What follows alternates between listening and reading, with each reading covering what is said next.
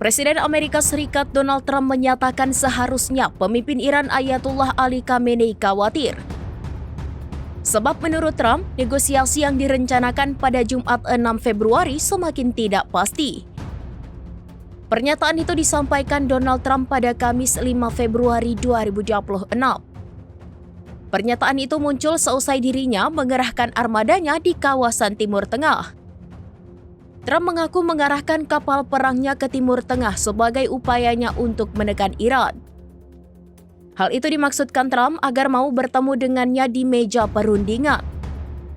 Lebih lanjut, Trump menyebut saat ini Iran mengincar fasilitas nuklir baru. Prediksi itu muncul seusai Amerika Serikat menyerang siklus nuklir Iran pada Juni tahun lalu. Jika prediksi Trump itu benar, maka tak ada ampun untuk Iran, yakni Amerika Serikat akan melakukan hal-hal yang sangat buruk terhadap Iran. Sebagai informasi, Presiden Trump mengabulkan permintaan Iran untuk memindahkan lokasi perundingan nuklir. Sebelumnya perundingan akan digelar di Turki, kini dijadwalkan ke Oman pada Jumat 6 Februari mendatang. Alasan Iran meminta pembicaraan dengan Amerika Serikat diadakan di Oman agar cakupannya dipersempit. Diketahui Iran menginginkan pelaksanaan negosiasi dua arah mengenai isu nuklir. Hal itu mengubah format pertemuan menjadi perundingan bilateral secara eksklusif, yakni tanpa kehadiran negara-negara Arab dan Muslim sebagai pengamat.